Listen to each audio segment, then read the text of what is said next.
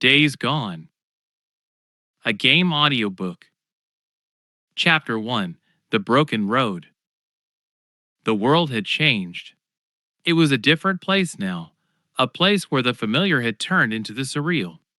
A world overrun by a deadly pandemic that had twisted humanity into something unrecognizable. Deacon St. John and his closest friend, Boozer, were among the survivors, eking out a dangerous existence in this unforgiving new reality. Deacon was a man hardened by years of living on the fringes of society. A former member of the Mongrels Motorcycle Club, he embraced the rough and rugged life of a biker long before the world had descended into chaos.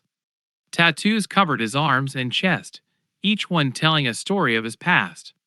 The most prominent was the inked image of his beloved wife, Sarah, her eyes forever watching over him. The memory of Sarah was a beacon of hope in a world where hope had become a rare and precious commodity. Most believed that Sarah was dead, a victim of the virus that had swept across the globe. But not Deacon. He clung to the unwavering belief that she was out there, somewhere, still fighting to survive. On this particular day, the sun hung low in the sky, casting long shadows that stretched across the desolate landscape. Deacon and Boozer rode their motorcycles along a broken highway, the roar of their engines breaking the eerie silence that had settled over the land. The road ahead was cracked and crumbling, a symbol of the decay that had befallen civilization. Deacon's bike was a battered relic from the past, its chrome now tarnished and its leather saddlebags torn and frayed. Yet, it was his trusty steed, his only means of traversing the treacherous terrain. Boozer, riding beside him, had his own bike, just as battered and equally dependable. As they journeyed, the pair spoke in gruff, terse sentences, their communication a testament to the unspoken bond between them. Boozer was the rougher of the two, his beard matted and unkempt, a stark contrast to Deacon's more clean-cut appearance. But it was Deacon who harbored the deepest pain. The loss of Sarah had left a void in his heart, one that he filled with a determination to find her. Their destination was a small settlement, a survivors' camp known as Copeland's Camp.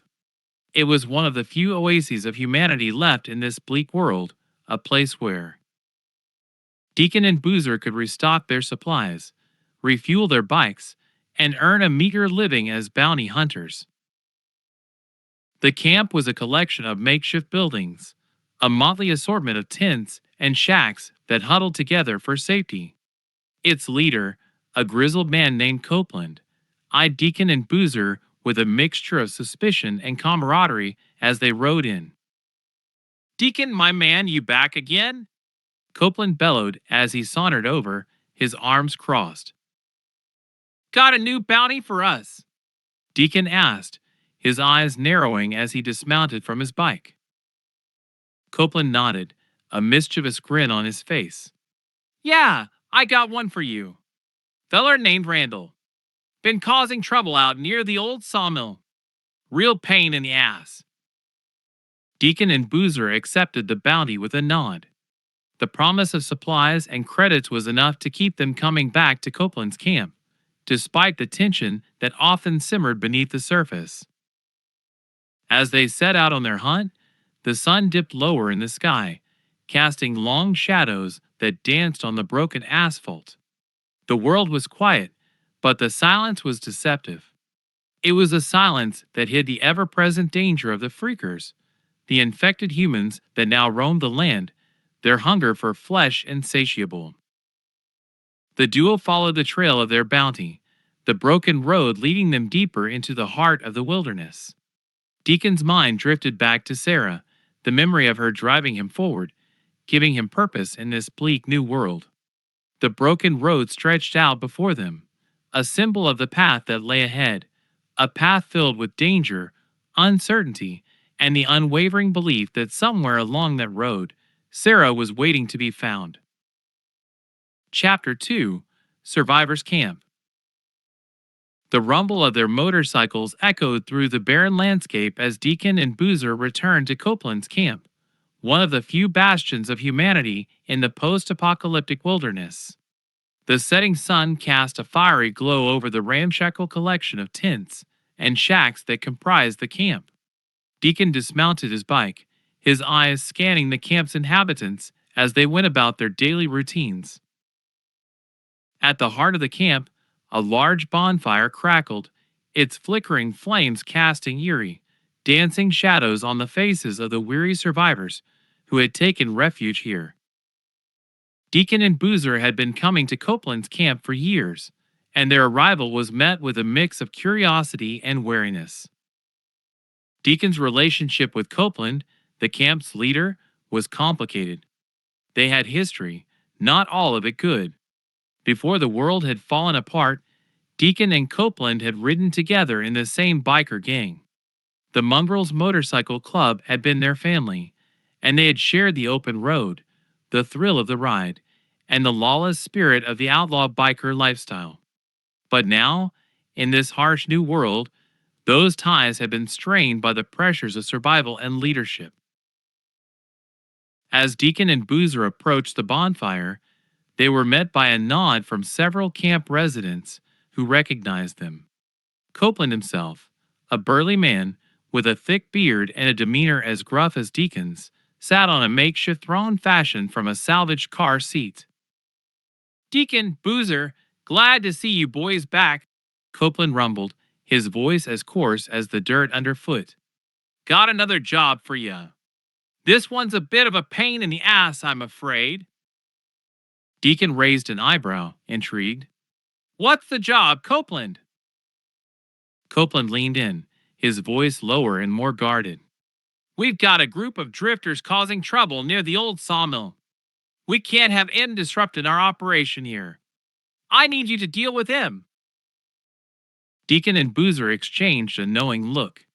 Drifters were survivors who chose to live outside the established camps, preferring the freedom and isolation of the open road. Dealing with them often meant violence, and Copeland knew that Deacon was no stranger to that life. His history as a biker and his reputation as a fierce survivor made him the camp's go-to bounty hunter. Boozer spoke up, his gravelly voice cutting through the tense atmosphere. "We'll handle it, Copeland.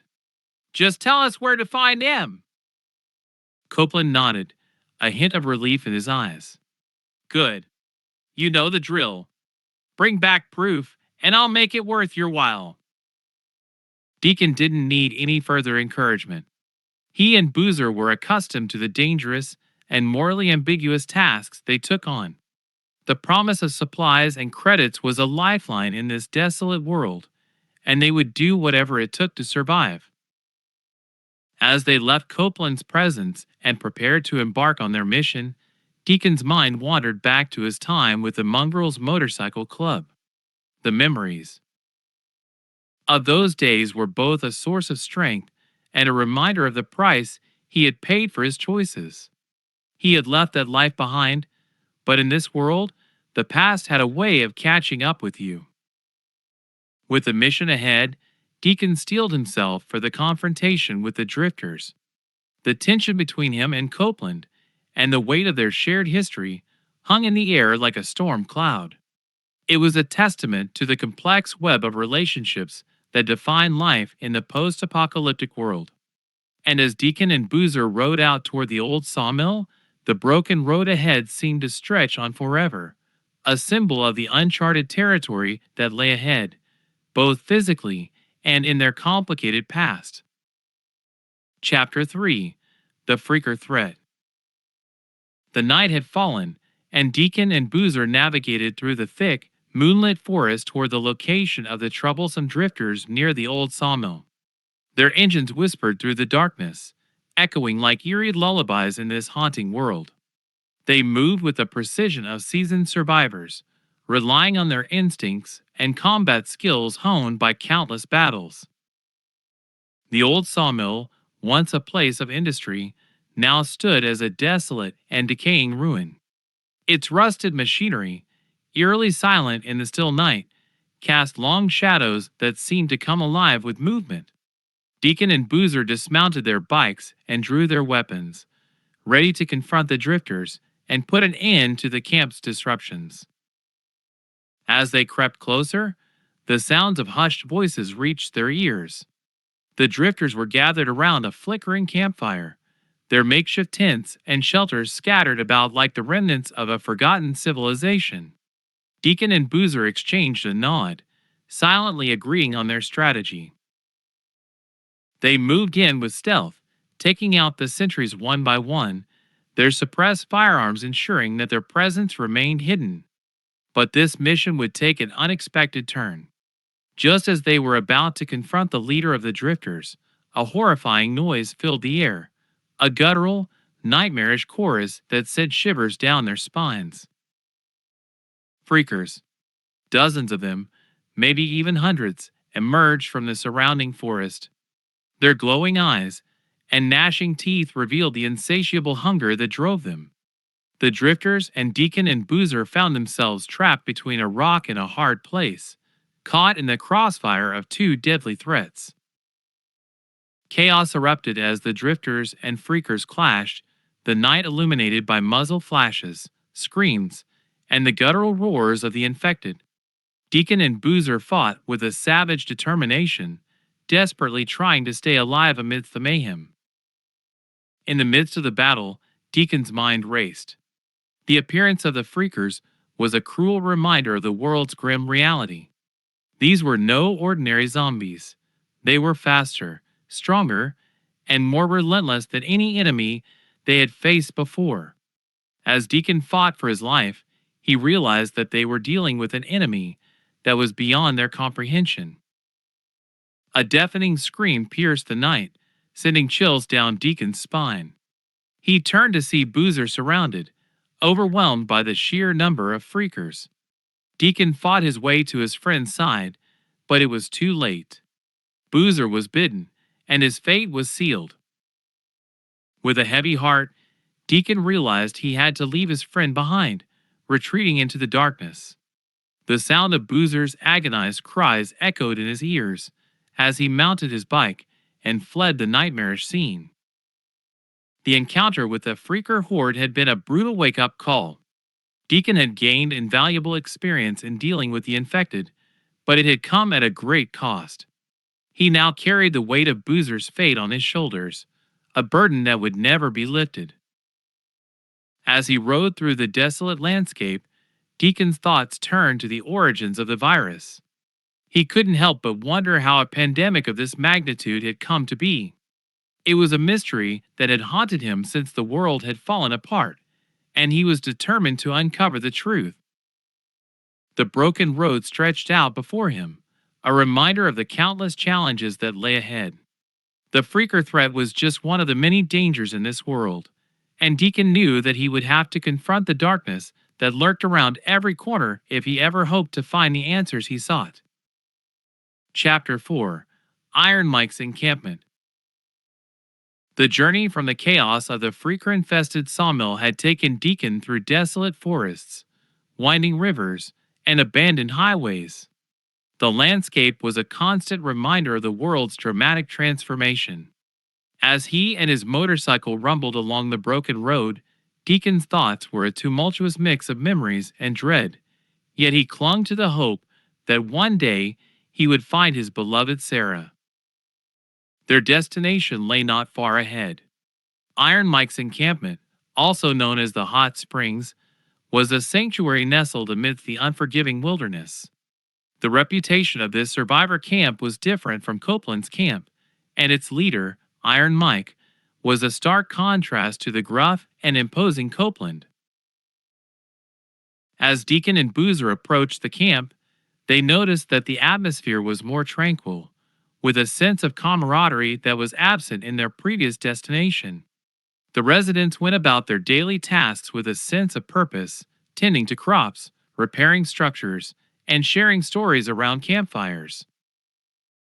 Deacon and Boozer dismounted their bikes and were immediately greeted by a woman who appeared to be in charge of camp logistics.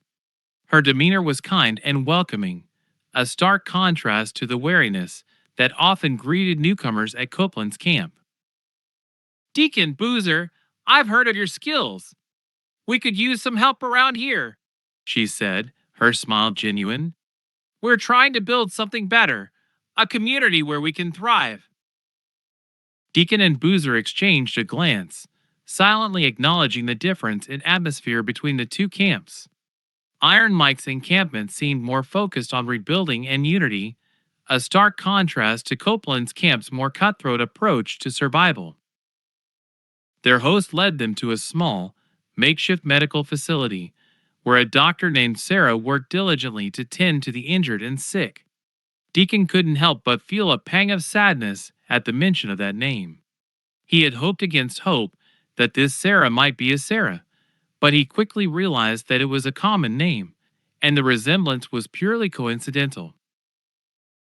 Iron Mike, the camp's leader, was a tall and weathered man with a graying beard and an aura of calm authority.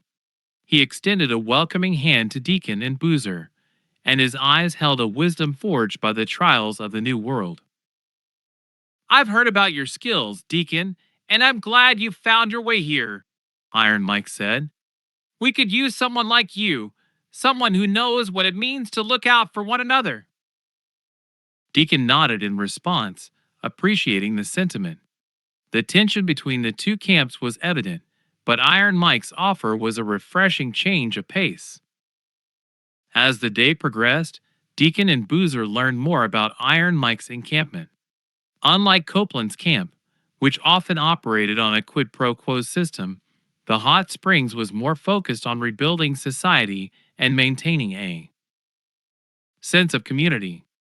They valued unity over competition, which was a stark contrast to Deacon's previous experiences. However, the tranquility was soon disrupted when Iron Mike approached Deacon with a new mission. It appeared that Sarah, the doctor, had discovered a cache of neuro-research data related to the virus. Iron Mike believed this information could be invaluable in understanding the origins of the pandemic and potentially finding a cure. We need someone who can navigate the dangers of the wilderness, Iron Mike explained. We've heard about your skills as a tracker, and we'd like you to retrieve that data for us. It could be a turning point in our fight against the freaker threat. Deacon agreed to the mission, fueled by the possibility that the data might lead him one step closer to Sarah. He and Boozer prepared for their journey, knowing that this mission would not only be a chance to gather vital information, but also to further explore the mystery surrounding the virus and, perhaps, the fate of his beloved wife. As they left the camp behind and ventured into the wilderness, the broken road stretched out before them once more, a symbol of the uncertain path that lay ahead. Deacon's journey was far from over, and the answers he sought seemed closer yet still tantalizingly out of reach. Chapter 5: Betrayal and Redemption. The mission for Iron Mike's encampment had taken Deacon and Boozer deep into the heart of the post-apocalyptic wilderness. Their journey had been fraught with danger, facing hostile human factions and navigating treacherous terrain, all in pursuit of neuro-research data that might hold the key to understanding the virus that had ravaged the world. Upon their return to Iron Mike's encampment, Deacon and Boozer expected a warm welcome and the gratitude of the community for their successful retrieval of the research data. However, what awaited them was far from what they had anticipated. As they approached the camp's entrance, Deacon noticed an air of tension and unease among the residents. Whispers and hushed conversations echoed through the camp, and it didn't take long for Deacon to realize that something was amiss. Iron Mike himself emerged from the heart of the camp, his face grim and troubled. Deacon and Boozer met his gaze with a sense of unease, uncertain about the cause of the tension. Deacon, Boozer, we need to talk, Iron Mike said, his voice carrying a weight that hung heavy in the air. The three men retired to a more secluded area of the camp, where Iron Mike revealed the truth. The neuro research data they had retrieved was not intended to help find a cure for the virus, as Deacon had hoped. Instead, Iron Mike had made a secret agreement with a rival camp, one that sought to use the data to gain a strategic advantage over their enemies. Deacon's anger boiled over, and he felt the weight of betrayal settle in his chest. He had risked his life for a cause he believed in, only to discover that his actions had been manipulated for the benefit of others. The tension between the two survivor camps, once hidden beneath the surface, now came to the forefront. A heated confrontation ensued, with Deacon and Iron Mike standing at odds over the fate of the Nero research data. The camp's leader defended his decision, believing it was necessary for the camp's survival, while Deacon vehemently argued for the information to be used in the pursuit of a cure. Boozer, caught in the middle, struggled with his loyalties. He had been with Deacon through thick and thin, but Iron Mike's camp had offered a sense of community and redemption that he had come to value. The showdown between Deacon and Iron Mike was a clash of ideologies and values. Iron Mike saw the world in terms of survival and practicality, while Deacon, still fueled by the hope of finding his wife and redemption for his past, held on to the belief in the goodness of humanity. As the confrontation escalated, Deacon faced a difficult decision. He could stay and fight for what he believed was right or leave Iron Mike's encampment behind, along with the Nero research data. His choices would have far-reaching consequences, not only for his own future, but also for the balance of power in this post-apocalyptic world. As he pondered his decision, another revelation came to light. A resident of Iron Mike's encampment approached Deacon with a piece of information that sent shockwaves through his world. A possible lead on Sarah's whereabouts, a name and location that held promise in his quest to find her. The revelation served as a stark reminder of the personal stakes in this ongoing struggle. Deacon's determination was unwavering, but he now faced a crossroads that would force him to reevaluate his loyalties and motivations. His quest for redemption and his unwavering hope for Sarah's survival would continue to drive him, but the path he would take to achieve those goals remained uncertain. Chapter 6: Tracking Sarah. The name and location whispered to Deacon were like a lifeline in the darkness of the post-apocalyptic world. Sarah was out there, and he couldn't let this lead slip through his fingers. With his motorcycle fueled and provisions packed, he set out on a dangerous journey to follow the information that could bring him closer to his beloved wife. The journey was perilous from the start, taking Deacon through the heart of infected territories and bringing him face to face with the brutal realities of this world. Abandoned towns lay in ruin, their streets filled with the remnants of the past. Every building was a potential death trap, and every shadow seemed to hide a lurking danger. As Deacon continued his quest, he encountered hostile human factions that were willing to kill for a scrap of food or a sip of clean water.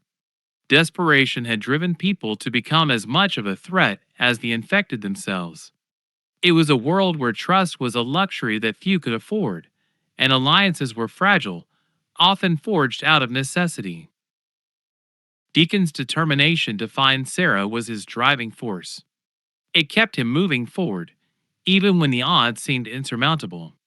The thought of reuniting with her, of seeing her smile again, was a beacon of hope that shone through the darkness that surrounded him. But the path to Sarah was fraught with danger, and Deacon had to rely on his wits and skills to navigate the treacherous landscape. The infected, known as freakers, were a constant threat. Their numbers seemed to multiply by the day, and they were drawn to any noise or movement. Deacon had to move silently and carefully, using his stealth and combat abilities to evade or eliminate them. The encounters with freakers were heart-pounding, each one a test of his survival instincts. Whether it was sneaking through a horde of them, making a last-minute escape from their relentless pursuit, or standing his ground in a fierce battle, Deacon had to rely on his combat skills and resourcefulness to stay alive. As he journeyed deeper into the unknown, the shattered remnants of civilization gave way to untamed wilderness. The natural world had reclaimed the land, and the beauty of the wild was a stark contrast to the ugliness of the world's new inhabitants. The towering forests and pristine lakes held their own dangers, from packs of ravenous wolves to the unpredictable forces of nature. With every step, Deacon felt the weight of the world on his shoulders, a burden that had grown heavier with each passing day. But the memory of Sarah, her laughter, and the warmth of her presence fueled his determination. He couldn't give up. He wouldn't give up. He was a survivor, a man who had faced the worst that this world had to offer, and he would face it all over again for the chance to find his beloved wife. The broken road stretched out before him, and he knew that it was a path he had to follow, no matter how dangerous or uncertain the journey. His hope was a beacon in the darkness, and his love for Sarah was an unbreakable bond that would lead him to her, no matter what lay in his way. Chapter 7: Nero and the Truth. The broken road had led Deacon to a desolate region, far removed from the remnants of civilization. It was a place of silence and solitude, where the echoes of the past whispered through the overgrown foliage. It was here, in the heart of the wilderness, that Deacon stumbled upon a long-forgotten Nero research site. The sight of the Nero logo brought back a flood of memories and questions. Nero had once been a beacon of hope, a symbol of authority and expertise in the face of the pandemic. But the truth behind their actions had always been shrouded in secrecy, and their involvement in the outbreak remained a mystery. Deacon cautiously approached the research site, his eyes scanning the abandoned equipment and scattered documents. The place reeked of abandonment, a testament to the chaos and collapse that had overtaken the world. It was here, amidst the ruins of scientific experiments and the remnants of a sterile laboratory, that Deacon uncovered the disturbing truth. The documents he found painted a chilling picture. Nero had been conducting experiments on the infected, seeking to understand the virus and its effects. Among the research notes, Deacon discovered a file that bore the name of his wife, Sarah Whitaker. The revelation sent a shiver down his spine. The file revealed that Sarah had been a key scientist within the Nero organization, tasked with researching the virus and developing a potential cure. It appeared that she had been working on a project aimed at reversing the effects of the virus and restoring infected individuals to their former humanity. Deacon's emotions were a tumultuous whirlwind. The hope of finding Sarah had driven him, but the revelation that she had been working with Nero and, by extension, had been alive all this time was both a relief and a shock. The questions that had haunted him for years had finally found answers, yet they only led to more questions. As he delved deeper into the Nero research, it became apparent that the organization had been experimenting with the virus in ways that were morally and ethically questionable. The inhumane tests and research methods had left a trail of suffering in their wake, and the virus itself was a result of their scientific endeavors gone horribly wrong. Deacon's resolve solidified. He had to rescue Sarah, not only because she was his wife, but also because she held the key to understanding the virus. The possibility of a cure of redemption for the world was too significant to ignore. Leaving the Nero research site behind, Deacon made a solemn vow to find Sarah and rescue her from the organization's grasp. The risks were immense, and the challenges ahead were daunting, but his love for her and the potential to save humanity from the horrors of the pandemic were worth any peril he might face. With new purpose and determination, Deacon embarked on his next mission, to locate and liberate Sarah, setting out on the broken road once more. The truth about Nero and the virus was a heavy burden to bear, but it was a burden that he was willing to carry, no matter the cost. Chapter 8: Sibling Rivalry. The broken road had led Deacon to the heart of Nero's operations, a heavily guarded research facility tucked away in the wilderness. It was here, amidst the cold steel and concrete, that he finally found Sarah, his beloved wife, after years of searching. The reunion was an emotional whirlwind. Deacon's eyes welled with tears as he embraced Sarah, holding her tightly as if he would never let go. Their love, which had endured the chaos and hardships of the post apocalyptic world, was a beacon of hope in this dark place. Yet, as the initial shock and joy of their reunion faded, the truth of Sarah's situation became apparent. She was part of a Nero research team, led by her brother Daniel. The revelation was a bitter pill to swallow, as Deacon had come to despise Nero for their unethical experiments and role in causing the virus. Sarah's explanation was fraught with pain and remorse. She had joined Nero out of a sense of duty and hope, believing that she could make a difference and potentially find a cure for the virus. Her brother, Daniel, had been a key figure in the organization and had convinced her that they were working towards a noble cause. Deacon's emotions were a tumultuous mix of anger, betrayal, and love. He had hoped for so long that Sarah was alive, but now he had to grapple with the fact that she had been part of an organization responsible for so much suffering. The family ties between Sarah and her brother only added to the complexity of the situation. The reunion was fraught with tension. Deacon and Daniel, both fiercely protective of Sarah in their own ways, clashed over their differing approaches to the virus and Nero's actions. The animosity between the two men was palpable, rooted in their love for the same woman and their conflicting ideologies. As the emotions ran high, Sarah intervened, attempting to bridge the gap between the two men. She revealed that she had discovered a way to escape the Nero facility, a plan that required their cooperation and a carefully coordinated effort. The plan was risky, involving covert operations, manipulation of security systems, and a treacherous journey through the infected-infested wilderness. It was a high-stakes gamble that could either lead to freedom or disaster, but it was their only chance to escape the clutches of Nero. The family reunion had brought to light the complexities of their situation.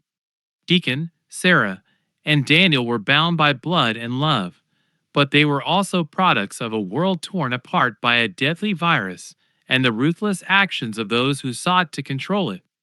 The path ahead was uncertain, but their determination to escape and uncover the truth about Nero's sinister plans united them. As they huddled together in a hidden corner of the facility, the plan to escape took shape. The broken road had led Deacon to this critical juncture, where the fate of their family and the potential to reveal the truth about Nero hung in the balance. The challenges that lay ahead were immense, but their love and shared purpose were the driving forces that would see them through to the end. Chapter 9: The Great Escape. The plan to escape from the Nero facility was set in motion. Deacon, Sarah, and Daniel moved through the dimly lit corridors of the underground facility, guided by Sarah's knowledge of the security systems and her access to Nero's research data. The trio faced a daunting challenge, navigating through a maze of reinforced doors, surveillance cameras, and heavily armed guards. The tension in the facility was palpable as they silently made their way toward the exit. The fear of discovery and the anticipation of what lay beyond weighed heavily on their shoulders. Sarah, her fingers flying across the keyboard, was their lifeline. Manipulating security systems and creating diversions that allowed them to slip past the guards unnoticed. Their journey was a constant balance between stealth and action. The escape was punctuated by heart-pounding moments as they encountered freakers that had been kept in containment within the facility, released from their cages during the chaos of their escape. The trio had to rely on their combat skills and teamwork to fend off the infected while maintaining their progress toward the surface. As they approached the exit, the presence of heavily armed guards became more pronounced. The showdown that followed was intense, with bullets flying, echoes reverberating through the underground tunnels, and the scent of gunpowder hanging in the air. Deacon's combat expertise, honed by years of survival in the post-apocalyptic world, proved invaluable as they fought their way out. Finally, they emerged into the open air, gasping for breath and blinking in the blinding sunlight. The wilderness stretched out before them, untamed and unforgiving. It was a stark reminder that their escape was far from over. Sarah's research data, now safely in their possession, held the key to understanding the virus. With Daniel's knowledge of Nero's operations and Sarah's expertise in virology, they had a chance to unlock the secrets of the pandemic that had ravaged the world. Their pursuers, however, were not far behind. Nero's forces, armed and determined, were relentless in their pursuit of the escapees. The broken road had led them back to the wilderness, where the trio faced the challenges of survival once more. The trio's journey had come full circle, from the depths of a Nero facility to the heart of the wilderness. Their quest for answers and their determination to bring the truth to light drove them forward, even in the face of insurmountable odds. The Great Escape was a test of their resolve, their skills, and their bonds as a family, and it was a journey that would push them to their limits. Chapter 10: Crossroads. The trio, Deacon, Sarah, and Daniel, ventured deeper into the wilderness, their escape from the Nero facility behind them. They had in their possession invaluable research data that held the secrets to understanding the virus and potentially finding a cure. But as they journeyed through the unforgiving landscape, they faced a momentous crossroads. Their goal was to find a safe haven, a place where they could analyze the data and make decisions about how to use it. But the significance of their discovery weighed heavily on their minds. They were now custodians of the truth, and they had to decide whether to reveal the virus's secrets to the survivor communities or keep the information hidden. The wilderness was both a sanctuary and a harsh reality. The trio encountered isolated survivors who had managed to carve out a semblance of life amidst the chaos. These individuals were both hopeful and desperate, their eyes filled with longing for a cure to the virus that had plagued them for so long. As they journeyed deeper into the wilderness, their encounter with another survivor community underscored the gravity of their decision. This community was thriving, protected by their unity and resourcefulness. The news of Deacon, Sarah, and Daniel's discovery spread like wildfire, and the survivors beseeched them for the knowledge that could change the world. But the trio had to weigh the potential consequences. The virus was a double-edged sword, and the power to control it was dangerous. It could be a force for good, leading to a cure, or it could be a weapon used for nefarious purposes. The decision they faced was monumental, and it was complicated by their own personal stakes and the animosity they had for Nero. The climax of their story unfolded as they approached a major crossroads where different survivor factions converged. Each faction had its own ideas about how to deal with the virus, and the trio's discovery had ignited a powder keg of tension.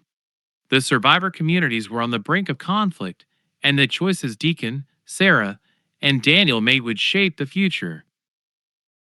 The trio had to decide whether to reveal the virus's secrets and risk unleashing its power, or to keep the information hidden and protect the world from further harm. It was a moral dilemma that weighed on their shoulders, a decision that could tip the balance of power and lead to either salvation or devastation.